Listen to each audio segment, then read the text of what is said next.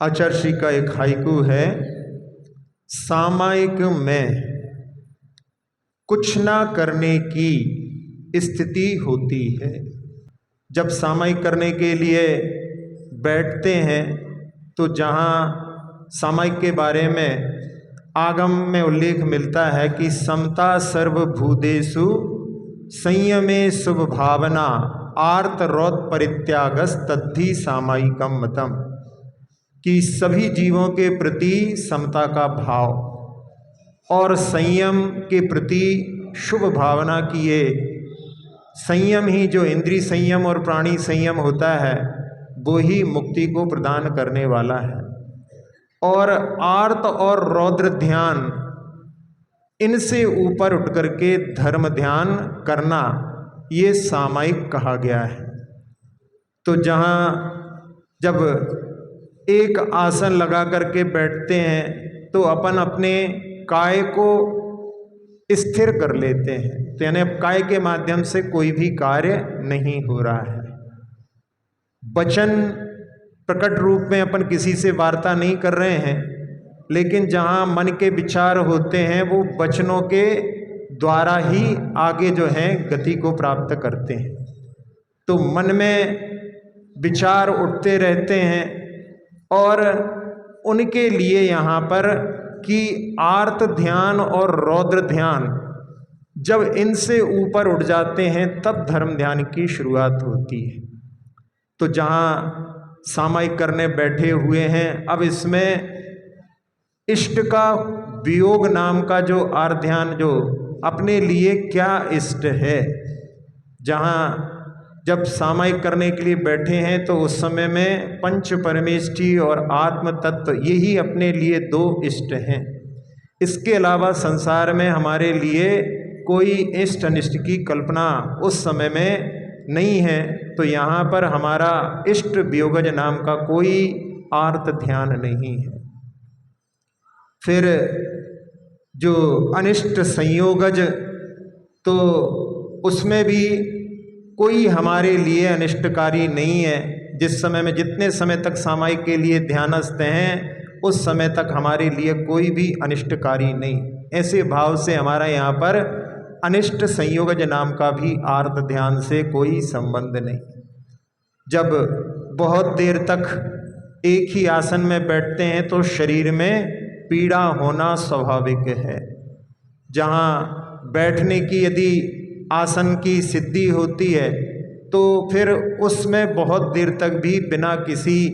पीड़ा के अपन बैठ सकते हैं। लेकिन जहाँ आसन सिद्धि नहीं है तो वहाँ पर थोड़ी थोड़ी देर में आसन बदलने की आवश्यकता पड़ती है। इसलिए जब कोई सामायिक को अपने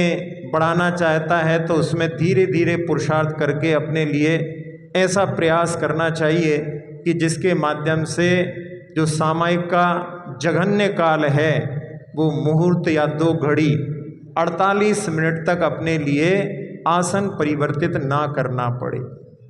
जब इस प्रकार की स्थिति यदि हो जाएगी तब फिर उस समय में शरीर में पीड़ा उत्पन्न नहीं होगी, तो फिर पीड़ा चिंतन नाम का भी आर्त ध्यान नहीं होगा। और निदान नाम का जो आर्त ध्यान होता है उसमें जहाँ भविष्य में कुछ प्राप्ति की इच्छा रहती है, तो जहाँ जिनेंद्र भगवान की वाणी से निसृत कि हमें हमारा लक्ष्य तो सिद्धत्व प्राप्त करने का है और सांसारिक जितनी भी जो सामग्री हैं सब नश्वर हैं, उनके लिए कोई भी मन में आकांक्षा उत्पन्न ही ना हो, इस प्रकार के भाव से निदान से भी अपन उससे मुक्त हो सकते हैं। तो ये 4 प्रकार का आर्त ध्यान वहाँ पर मन का विषय, चूँकि मन को जब तक कहीं किसी क्षेत्र में लगाएंगे नहीं तब तक वो वहाँ पर स्वच्छंद होकर के कहीं भी विचरण करेगा। क्योंकि मन का कार्य तो जब तक उसको आप कहीं पर लगाएंगे नहीं तो वो स्वतंत्र रूप से जहाँ जहाँ घूमता रहता है, बस वहीं पर वो विचरण करना प्रारंभ कर देता है। एक व्यक्ति जिसकी सारी जीवन की जो कार्य एक घोड़े के ऊपर होते थे, घोड़े के ऊपर जो है सारे कार्यों को करता था। अपने व्यापारिक क्षेत्र में, अपने धार्मिक क्षेत्र में, अपने सामाजिक क्षेत्र में, सब जगह वो घोड़े पर ही घूमता था। तो वो जहाँ घोड़े पर आता जाता था, एक बार ऐसा हुआ वो घोड़े पर बैठा बैठा ही बेहोश हो गया। कई बार होता है ऐसा कि जब ऐसी स्थिति बनती है तो उस समय में वहाँ जहाँ बेहोश हुआ था कोई भी नहीं था, केवल घोड़े पर वो बेहोश होकर के गिर गया है। तो घोड़े ने क्या किया, उसको जानवर के अस्पताल में ले गया। अब जानवर के अस्पताल में क्यों ले गया? क्योंकि जब घोड़ा बीमार पड़ता था तो उसका मालिक उसको अस्पताल में, जानवरों के अस्पताल में ले जाता था। तो उसको मालूम था कि जब हम बीमार पड़ते हैं तो हमें यहाँ लाया जाता है, और वो ये नहीं जानता था कि इनका अस्पताल कोई दूसरा होता है, क्योंकि जब उनके अस्पताल में भी लेके गए होंगे तो घोड़े को बाहर बांध गए तो उसको क्या पता। तो वो घोड़े को ये जानकारी थी, यानी जहाँ जहाँ वो जाता था, जब उसको स्वतंत्रता मिली तो वो वहाँ पर उनको लेकर के चला गया। तो ऐसे ही मन को जब स्वतंत्रता मिलती है तो मन जहाँ जहाँ अपन घूमते रहते हैं बस उसी क्षेत्र में चला जाता है। इसीलिए भावसेन स्वामी ने लिखा कि श्रावक जब ध्यान करने के लिए बैठता है तब उस समय में उसकी जो भी आगे कार्य करने की मन में इच्छाएं रहती हैं, आंखें बंद करते ही वो सारे कार्य आंखों के सामने उसको दिखने लगते हैं। तो जब तक यदि अपने मन को अपन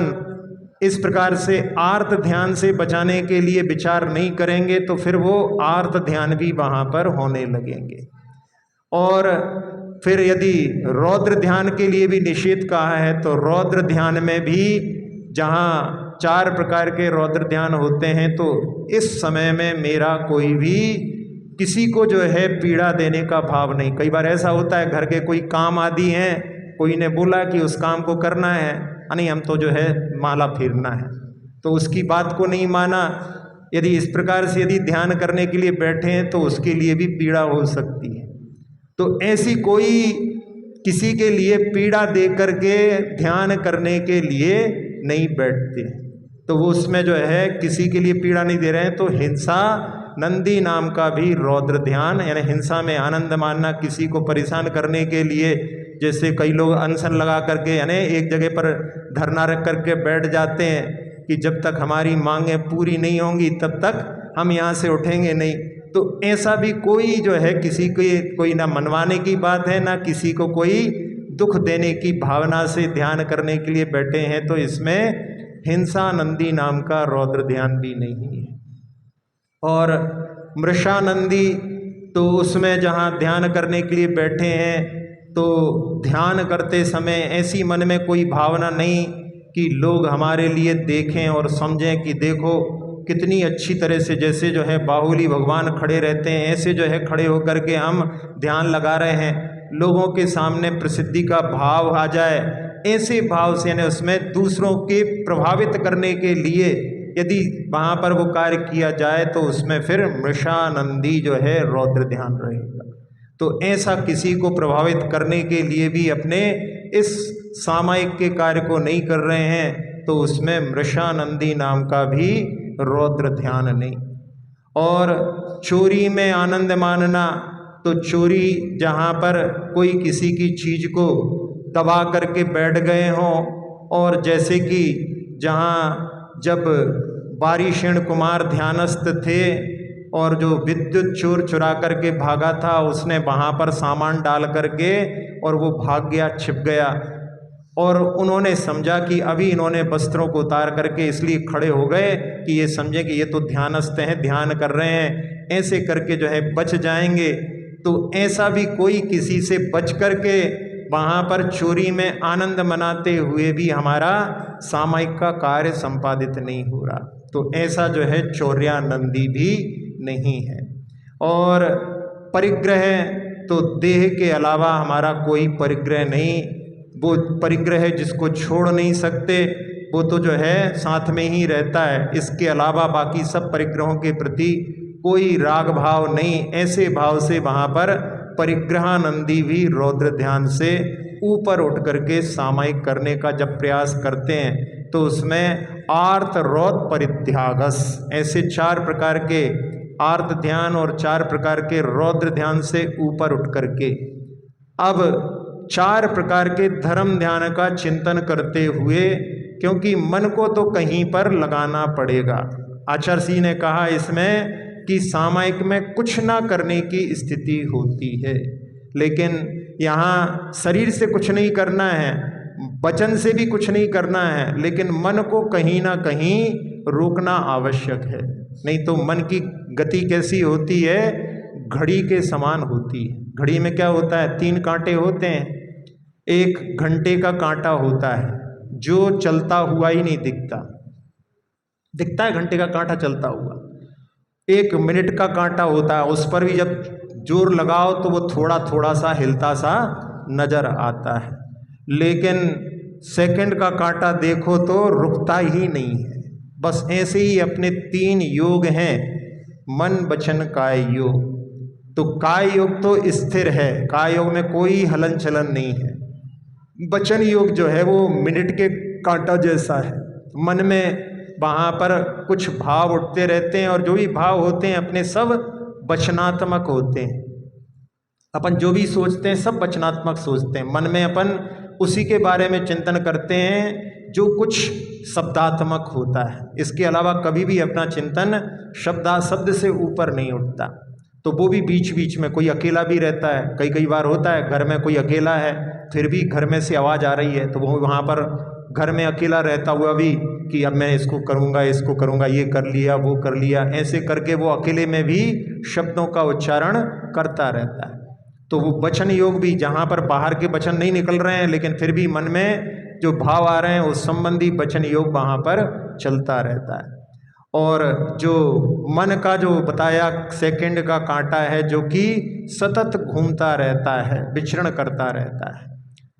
प्रयास करने पर जब सामायिक करने बैठे हैं तो 12 बजे तीनों मिल जाते हैं, 12 बजे तीनों कांटे मिलते हैं। तो उसमें काय और वचन तो एक साथ में थोड़ी देर टिके रहते हैं, लेकिन मन जो है एक ही सेकंड में खिसक जाता है। मन को जो है नियंत्रण करना बहुत मुश्किल होता है। तो उस समय में मन को कुछ आधार दे करके कहीं पर उसको रोका जा सकता है, नहीं तो फिर मन यदि खुला छोड़ दिया तो फिर वो कहाँ कहाँ घूमे कोई भरोसा नहीं। इसलिए मन को आधार देना जरूरी है। तो उसमें मन के बारे में, जहाँ भूतकाल के बारे में जो होता है चिंतन, वो सब कुछ निकल चुका है। पास्ट इज डेड, पास्ट को भूतकाल बोलते हैं। भूतकाल यानी जो मरण को प्राप्त हो चुका है, और फ्यूचर का अभी जो है जन्म नहीं हुआ, इसलिए कहते हैं कि फ्यूचर इज अनबॉर्न, अभी उसका जन्म नहीं हुआ। और प्रेजेंट इज प्रेजेंट, वर्तमान काल अपने सामने उपस्थित है। तो उस समय में अपन उसके बारे में जो है काल के बारे में विचार नहीं करना है, वर्तमान में रहने का प्रयास करें। लेकिन थोड़ी देर में ही जो है कहाँ कहाँ आगे पीछे जो है सोचने में लग जाते हैं। तो ऐसे जो है भूतकाल और भविष्यकाल के बारे में विचार करते करते मन जो है फिर वो कहाँ कहाँ की दूरियां नाप लेता है। अभी अभी थोड़े समय की बात चल रही थी, फिर बहुत लंबे दूर दूर के समय के बारे में भी विचार करने लगता है। इसलिए उसके लिए कि बस केवल अभी वर्तमान, तो वर्तमान में द्रव्य क्षेत्र काल और भाव को जो है उसी द्रव्य क्षेत्र काल में लगा करके, जैसे कहीं पर भी बैठे हैं तो सीमा बना ली अपनी कि जैसे इस हॉल में बैठे हैं, इस हॉल के बाहर का चिंतन नहीं करना। अब हॉल के अंदर की सीमा हो गई, अब हॉल के बाहर का चिंतन नहीं, तो ये क्षेत्र की सीमा हो गई। काल की सीमा पहले जो है कि आज के बारे में चिंतन करना है, ना बीते कल के बारे में, ना आने वाले कल के बारे में। फिर वर्तमान में उसके बारे में भी अब जो है जैसे दोपहर की सामायिक है तो उसमें सुबह का चिंतन नहीं करना है और शाम का चिंतन नहीं करना है, तो वर्तमान आ गए उसमें। तो ऐसे करते करते अपन काल की भी जो है सीमा बनाएंगे तो फिर उस समय में मन जो है वहाँ पर नियंत्रित हो जाएगा। तो ये द्रव्य क्षेत्र काल भाव की सीमा और भाव उसी में उसको लगा करके जब चिंतन करते हैं तो फिर वहाँ पर उसको आधार देने के लिए, जहाँ बीच में कहा था कि 4 प्रकार के धर्म ध्यान होते हैं, तो उसमें आज्ञा विषय धर्म ध्यान, तो जहाँ जब सामायिक करने के लिए बैठते हैं तो उस समय काय स्थिर है और उसके माध्यम से कोई भी कंपन, कोई भी कुछ हलन चलन नहीं हो रहा है, तो सारे संसार के जीवों के प्रति अभय का भाव, क्योंकि अपन थोड़ा सा भी यदि हिलेंगे तो उसमें कोई ना कोई जीव को अवश्य बाधा होगी। तो उस प्रकार से जिनेंद्र भगवान की आज्ञा में कि जो इंद्रिय संयम और प्राणी संयम है, इनका पूरी तरह से पालन इस सामायिक में होता है। इसीलिए आचार्य समंत भद्र स्वामी ने व्रत पंचक परिपूर्ण सामायिक के लिए कहा है कि सामायिक में 5 व्रत जो अणुव्रति के भी महाव्रति के समान हो जाते हैं, क्योंकि उसमें पूरे पाप जो हैं वहाँ पर पलायित हो जाते हैं। उस समय में कोई जीव के लिए बाधा नहीं, तो हिंसा नहीं, कोई जो है असत्य का प्रलाप नहीं,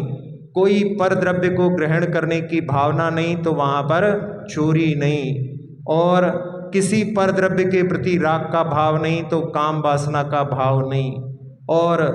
देह के अलावा सबके प्रति जो है वहाँ पर दृष्टि नहीं, तो वहाँ पर परिग्रह का भी अभाव हो गया। तो ऐसी जब सामायिक में लीनता प्राप्त करते हैं तो फिर वहाँ पर वो आज्ञा विषय धर्म ध्यान के माध्यम से कि जिनेंद्र भगवान की आज्ञा में यहाँ 5 पापों से पूर्णतः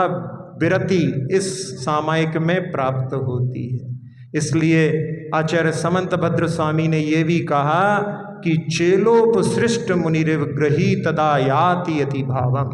कि जैसे कोई श्रावक जब सामायिक कर रहा है तो जैसे कोई मुनिराज को किसी ने वस्त्रों से वेष्टित कर दिया उपसर्ग के उसके द्वारा, तो फिर वहाँ पर वो श्रावक उन वस्त्रों के प्रति राग का भावना रख करके मुनि के समान जिनके ऊपर उपसर्ग हुआ हो, ऐसे भावों को आचार्य समंत भद्र स्वामी के शब्दों में प्राप्त होता है। तो उसमें वो आज्ञा विषय, फिर अपाय विषय, अपाय विषय में कि अपने मन में कोई दुर्भाव उत्पन्न ना हो, ये अभाव, इसका अभाव करना है। कोई भी दुर्भाव किसी भी जीव के प्रति, किसी भी क्षेत्र के प्रति, किसी भी काल के प्रति जो मन में उत्पन्न नहीं हो, तो वो अपाय विषय धर्म ध्यान। फिर विपाक विषय धर्म ध्यान, जिसमें एक एक समय में कर्म अपना फल दे करके जा रहा है। प्रति समय में कर्मों की जो श्रृंखलाएं बंधी रहती हैं, उसमें हर समय में कोई ना कोई कर्म का उदय सतत चलता रहता है। और जब ध्यानस्थ अवस्था में बैठे हैं तो इस समय में पाप और पुण्य दोनों प्रकार के कर्म अपना फल दे करके नहीं जा रहे हैं, क्योंकि यहाँ पर उनके लिए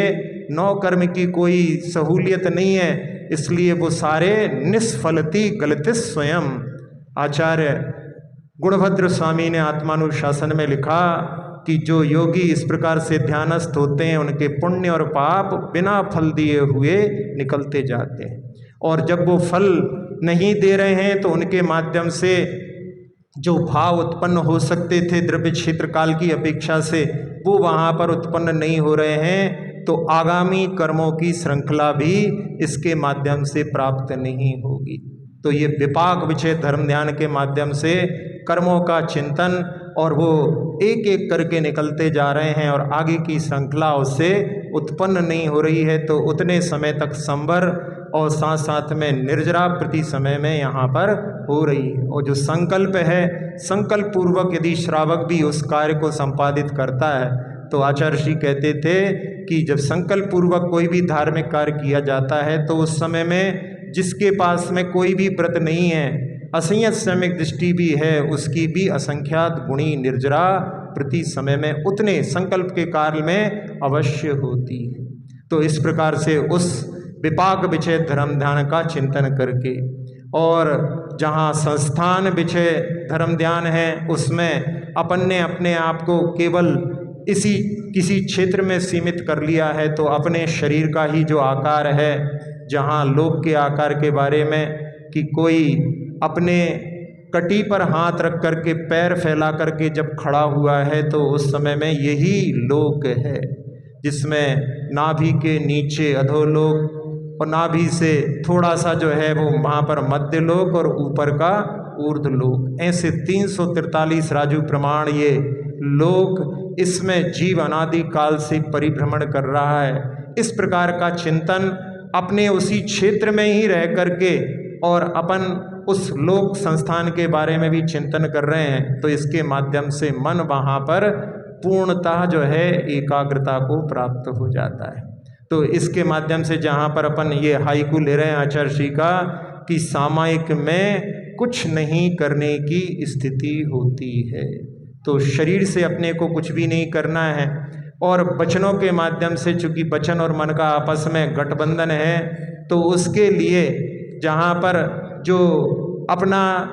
अन्य जगह पर जो है वचनों की गति हो सकती थी उसको रोक करके सीमित करके एक क्षेत्र में स्थित करके और उसी के माध्यम से जहाँ सामायिक की परिभाषा के अनुसार आर्त और रौद्र ध्यान से ऊपर उठ करके